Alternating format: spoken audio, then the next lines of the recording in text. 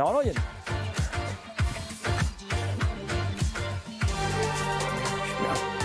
On a mis la musique. Ah voilà, j'attendais la musique. Ah bah oui, c'est ça que j'attendais. On avait rarement autant commenté une décision du Ballon d'Or ou un Ballon d'Or finalement. Et merci, un grand merci au Real Madrid d'avoir une fois de plus mis la lumière et un peu plus sur le Ballon d'Or qui, voilà, c'est tout à prouver, mais les récompenses individuelles comptent énormément dans le foot, comme le disait Sébastien. Ça nous a donné envie de faire ce pourquoi justement. Pourquoi le Ballon d'Or est plus puissant que jamais. Parce qu'une nouvelle ère s'est ouverte, c'est ce qu'on disait sur le plateau. Voilà, on l'a assez dit, mais Messi et Ronaldo l'ont accaparé. Vous le savez, depuis 2008, il n'y a que 2 joueurs qui avaient eu le Ballon d'Or hors Ronaldo, hors Messi. C'est Modric qui l'avait obtenu en 2018 et Karim Benzema qui l'avait obtenu en 2022. Voilà, on voit les Ballons d'Or successifs depuis 2008. C'était rarissime de voir un nouveau Ballon d'Or élu par un nouveau jury. Seuls les 100 premiers pays votés. Rodri a donc été élu avec une émotion palpable. Mais ce qui m'a surtout donné envie de réaliser cette chronique, c'est le nombre de réactions partout dans le monde qui ont essaimé suite à ce Ballon d'Or. Alors, à commencer par la réaction du Real Madrid, bien sûr, qui a été quand même le mauvais joueur de la soirée. Sans savoir qu'ils auraient le Ballon d'Or, les Madrilènes, qui n'avaient pas l'assurance que Vinicius l'aurait, ont décidé de ne pas se rendre à la cérémonie du Ballon d'Or, de la boycotter tout simplement avec tous les participants qui devaient venir. Il y avait une grosse délégation qui était prévue. On va réécouter les explications du rédacteur en chef de France Football, Vincent Garcia, c'était hier dans la chaîne L'Équipe à ce sujet. Les clubs des favoris ont tous insisté pour avoir l'information. Nous avons été très clairs avec eux dès le début. Cette année, la cérémonie, le vainqueur ne serait pas prévenu. Je crois que tout le monde l'avait accepté et au dernier moment, certains ont paniqué, certains ont voulu changer la règle du jeu qui était pourtant assez claire. J'ai eu une grosse pression, on va le dire, du Real Madrid. Et cette absence a fait énormément parler. La preuve avec l'insider transfert, Fabrizio Romano, qui avait donné cette information dans l'après-midi. Son tweet qui donne l'information, tout simplement, en 9 heures, c'était le tweet qui avait le plus fonctionné pour lui. 70 millions de vues sur X, 72 millions fois sur X, pardon, et 70 millions sur Instagram, 11 millions sur TikTok, c'est tout simplement son record. Ah, et ce choix a été vraiment commenté partout. Critiqué, surtout, plus que commenté de partout, y compris chez les médias pro-madrilènes. Et ça, c'est vraiment un exploit, et surtout, c'est vraiment rarissime que les médias madrilènes critiquent. La réaction du Real est regrettable. Ça, c'est dans Marca, par exemple. Le Real Madrid doit avoir le recul et l'élégance pour applaudir un joueur espagnol, être sur la photo. Et ensuite, si tu veux, tu peux faire passer des messages pour exprimer ton mécontentement. Dans As, également, aujourd'hui, dans un édito, le Ballon d'Or n'appartient pas à Pérez. Et se mettre en scène avec une réaction digne d'un gamin dans une cour de récréation fait mal à l'image d'un club qui se vante de sa grandeur et de sa classe. C'est rarissime quand même de voir ces médias-là parler comme ça du Real Madrid. La Cadena Ser aujourd'hui également. Quand tu parles tout le temps de valeurs comme le fait le Real Madrid, il faut montrer l'exemple. Le Real s'est trompé, il a fait une crise de gamin et c'est le football qui perd. Quand l'Espagne écrit ça, c'est vraiment qu'il y a un souci. On est allé voir aussi les réactions en Angleterre, puisqu'il y avait le cas Bellingham. Certains des Anglais voulaient que Bellingham ait le Ballon d'Or. Et bien, du côté de Sky Sport, justement, après la cérémonie, on ne parlait également que de l'absence du Real Madrid.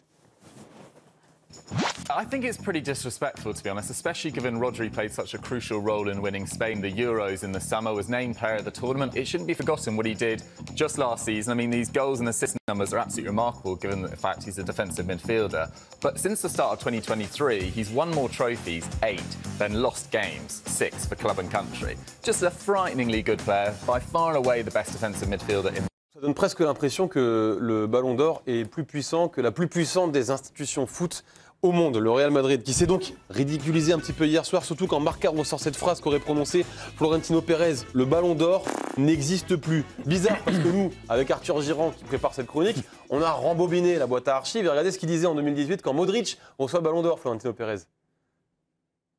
C'est vrai que dans cette prestigieuse trophée, et le Real Madrid, il y a une liaison très importante. C'est une belle histoire d'amour entre les Ballons d'Or et le Real Madrid et que je suis convaincu qu'elle va continuer pour l'avenir.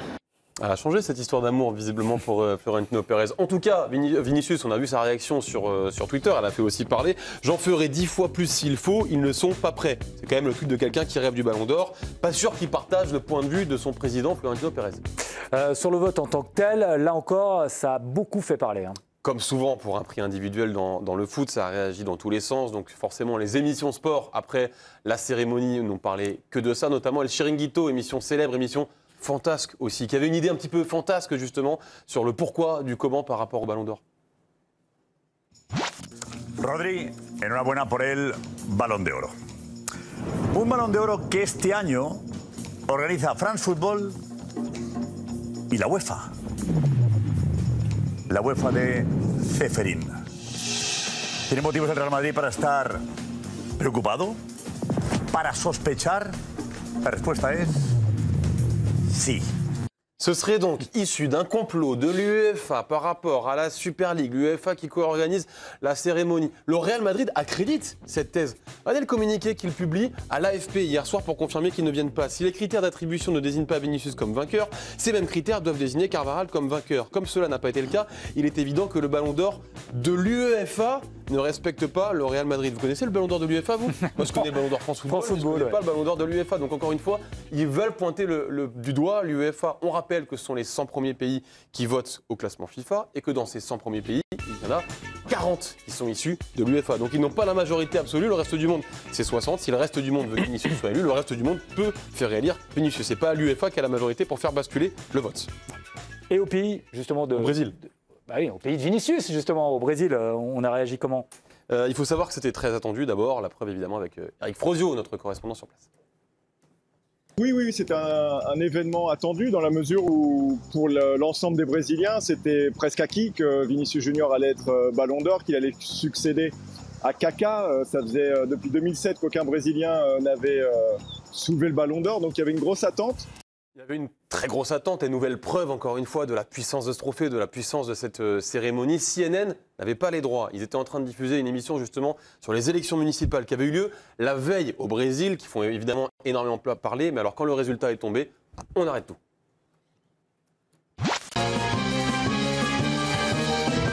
Breaking news, CNN. Olha, a gente vai interromper a discussão aqui porque o espanhol Rodri é o vencedor da Bola de Ouro, premiação que reconhece o melhor jogador do mundo de cada temporada. A Ludmila Candal está aqui com a gente para poder dar esse resultado. Era um dia muito esperado pelos torcedores brasileiros, mas não saiu como esperado, não é isso, Lud? Et du coup, forcément, la déception était à la hauteur de l'attente au moment des résultats. Même dans son fief natal à San Gonçalo, il y avait son premier club quelque part qui allait organiser la retransmission de cette cérémonie et finalement ils ont tout annulé. Aujourd'hui, les journaux brésiliens font un peu leur une avec cet événement, avec la défaite de Vinicius. C'est des photos en noir et blanc, on dirait presque qu'il s'agit d'un deuil. Et ça a été un peu, en tout cas, considéré comme tel ici, même si on essaye de positiver en disant que même s'il a perdu, en tout cas, on n'a fait que de parler de Vinicius Junior. La fédération brésilienne aussi a affiché un message de soutien carrément à Vinicius, justement, avec une photo en noir et blanc où il a le poing levé, justement. On sait qu'il est très engagé dans la lutte contre le racisme dont il est clairement victime en Espagne, Vinicius. Et justement, au Brésil, on y voit un lien de cause à effet. C'est l'avis des Brésiliens, des médias brésiliens, de la population aussi, que son engagement en fait pour la lutte contre le racisme lui est finalement porté préjudice, quoi. C'est vraiment l'argument majeur ici, parce que sinon on a du mal à comprendre pourquoi il n'aurait pas été désigné Ballon d'Or. Toujours est-il que ça a fait, encore une fois, extrêmement parler. Le Ballon d'Or est donc un trophée très puissant. Si jamais vous voulez continuer à en parler, sachez que le 9 novembre prochain, on aura tout le détail de tous les votants. Et on pourra voir justement si l'UEFA a une incidence ou pas. On verra avec Florentino Pérez, justement. Ouais, il y a un détail des votes, en effet. Et apparemment, selon ce que disait Vincent Garcia, c'est quand même assez serré. Ballon d'Or. On est avec Alicia Dobi, avec Loïc Tanzi, avec Ambro Godillon, avec Sébastien Tarago, qui est d'une humeur taquine ce soir. Nous sommes avec Charlotte Lorgeret et avec Romain Aron. On s'est arrêté sur le débat pour parler de la puissance du Ballon d'Or et évidemment on ne peut pas ne pas évoquer l'absence du Real Madrid. Est-ce qu'au final ils ont eu tout faux en venant pas hier? Ils ont renforcé justement l'engouement autour de ce Ballon d'Or. Est-ce que c'est pas ça l'erreur du Real? Ils ont complètement eu tout faux et les arguments en disant que l'UEFA est derrière tout ça, il n'y a aucun club aujourd'hui au monde qui n'est plus politique que le Real Madrid. Le Real Madrid, chaque année, fait tout ce qu'il peut pour que le Ballon d'Or soit dans son effectif et soit élu derrière. Donc ils vont jusqu'à, s'ils pouvaient influencer le vote des journalistes qui votent les 100 journalistes, ils le feraient. C'est une obsession chez eux, le Ballon d'Or. Et en fait, ils disent que le Ballon d'Or est devenu politique Alors que c'est tout eux, quoi. C'est l'hôpital qui se fout de la charité, c'est tout eux. C'est tout ce club qui est le Real Madrid qui essaye de faire une Super League derrière le dos de l'UEFA, justement. Et en fait, maintenant, ils disent, comme on n'a pas réussi à faire cette Super League, l'UEFA nous en veut, et l'UEFA va nous enlever les ballons d'or. Mais ils verront que l'année prochaine, dans 2 ans ou dans 3 ans, il y aura encore un joueur du Real Madrid, certainement, qui aura le ballon d'or. Ambre, on a vu d'ailleurs avec Adrien qui nous a montré que même la presse madrilène, pro-madrilène, n'a pas vraiment compris, s'en est pris à Florentino Pérez pour cette décision au final. Bah oui, parce que c'est normal qu'ils ne comprennent pas. Loïc a raison, il se place en apôtre de la grande classe et Carlo Ancelotti en fait un de ses préceptes de dire il faut respecter l'adversaire, on se serre la main, on salue les autres. C'est vraiment, c'est comme ça qu'ils se placent sur l'échiquier mondial, un peu le Real Madrid, au-dessus de tout. Sauf que là, ils sont au-dessus de tout respect, au-dessus de tout fair play, au-dessus d'ailleurs de toutes les institutions. Ils sont au-dessus de l'UEFA, ils sont au-dessus du Ballon d'Or, on peut piétiner tout le monde. Moi, je comprends que la presse espagnole est un peu honte, en fait, ce matin, au regard de la manière dont ils ont traité le Ballon d'Or. Et pas que la presse espagnole, même le président de la fédération espagnole, qui est connu pour être un président pro-Real Madrid, Javier Tebas. Regardez ce qu'il dit aujourd'hui dans les colonnes de l'équipe ce soir. Ils auraient dû se rendre à cette cérémonie et ne pas mettre en cause le système de France Football qui est transparent avec 100 journalistes qui votent. La victimisation du Real n'a pas lieu d'être et est exagérée. Je ne sais pas sur quel chemin ils vont. Ce manque d'élégance, nous le vivons en Espagne aussi. Enfin, on parle d'hôpital de charité, lui, en termes de fair play, etc. D'utilisation, quand même, Javier Tebas, il est bien placé, celui-là. Justement, s'il dit ça, c'est que ça va très loin pour le Real Madrid. Les joueurs ont eu tort, d'ailleurs, hier, de suivre leur club, parce qu'on a vu les tweets de Camavinga et Tchouaméni, notamment, où Tchouaméni laisse entendre, on sait tous pourquoi Vinicius n'est pas Ballon d'Or, donc le racisme. Camavinga parle de football politique. Ils n'ont pas vraiment le choix. Quand votre patron vous dit il faut... Non, ils ont le choix, les joueurs, ils ont le choix. Marca dit que Vinicius voulait s'y rendre. Florentino Pérez. Marca dit que Vinicius voulait quand même s'y rendre, absolument, et que Florentino Pérez a tout bloqué. D'accord. Est-ce que d'ailleurs, Sébastien, ça a été posé hier, on nous a dit que non, mais... Le fait qu'il y ait eu le Classico, qu'ils aient pris cette claque face au Barça 2 jours avant, ça n'a pas pesé sur la fragilité peut-être de Florentino Pérez. Ils sont quand même dans la tourmente en ce moment, quoi. Je pense que ça leur a fait perdre un peu de lucidité. Voilà, c'est normal. Le week-end a été douloureux, le début de saison est douloureux. Mine de rien, l'arrivée d'Mbappé, il y a déjà quelques critiques et on se demande s'ils n'ont pas commis une erreur. Ça va très vite. Il faut se rendre compte d'une chose. Au Real, même Ancelotti, dans 15 jours, il peut être sur la sellette. Mais c'est comme ça. C'est-à-dire que c'est puissance 30 par rapport à ce qui se passe chez nous au Paris Saint-Germain, par exemple. Même au Paris Saint-Germain, par rapport aux entraîneurs, par exemple. Donc oui, je pense qu'il y avait un climat qui a fait perdre de la lucidité à Florentino Pérez. C'est quelqu'un qui aime contrôler. Vous l'avez dit, le Ballon d'Or est intimement lié au Real Madrid depuis toujours. Di Stefano, Copa... etc., c'est immense. Donc je pense qu'il a été vexé. Il aime bien. Ils avaient l'habitude aussi de savoir, puisque c'est la première année où le lauréat ne savait pas s'il avait gagné ou pas.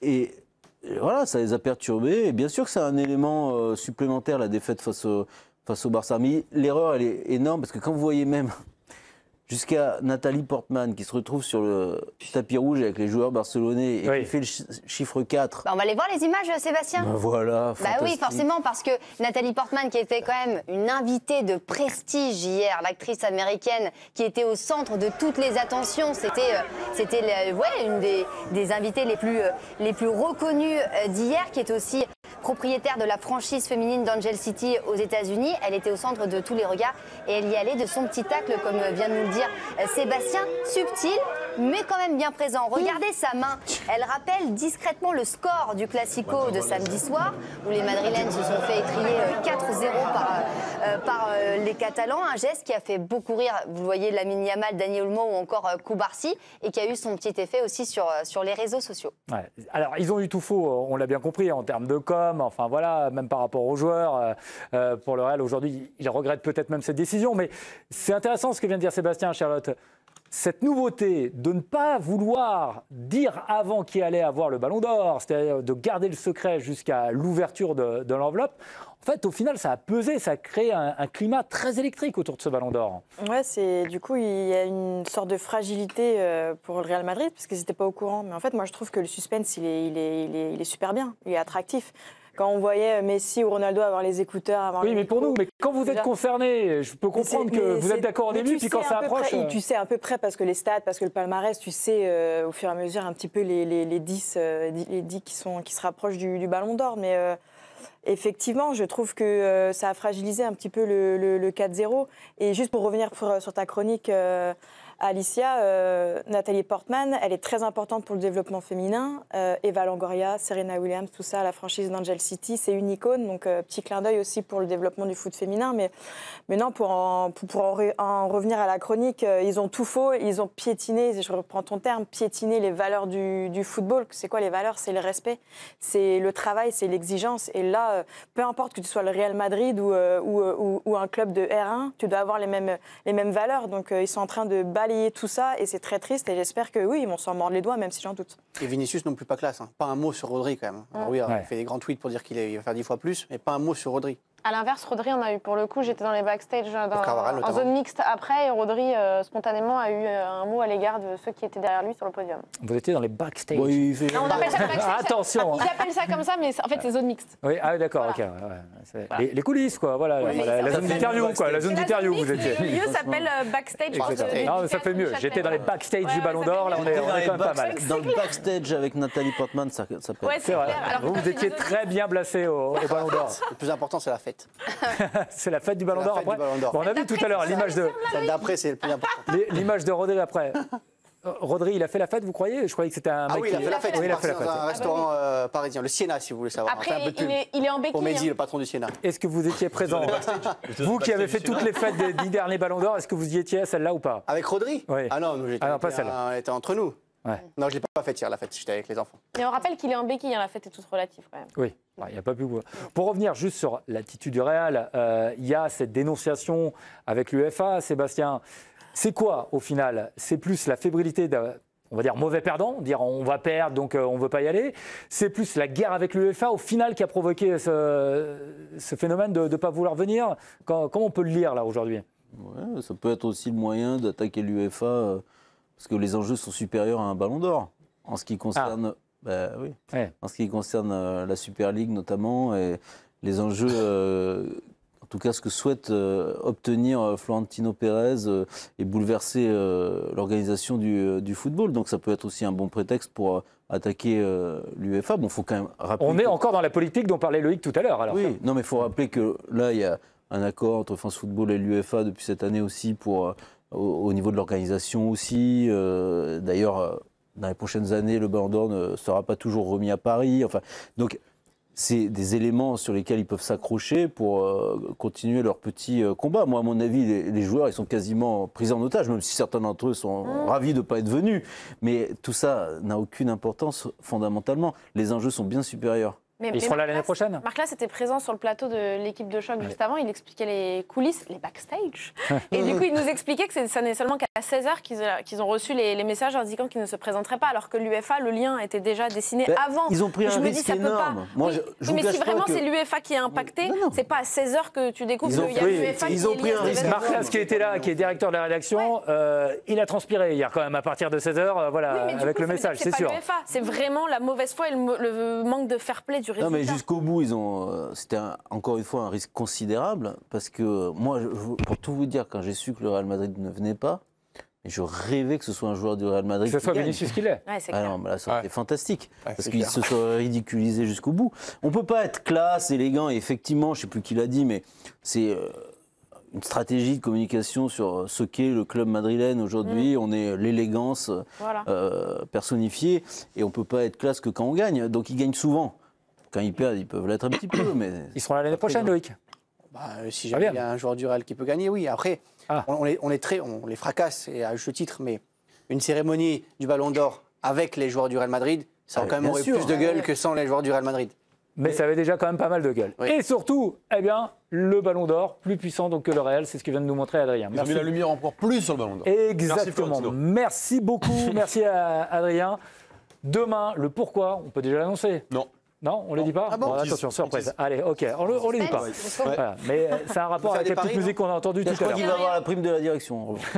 C'est bien possible. On va parler dans quelques instants de Lamine Yamal, bien sûr. On va parler de la fessée par l'Olympique de Marseille. On y va, c'est tout de suite le foutoir. Jingle.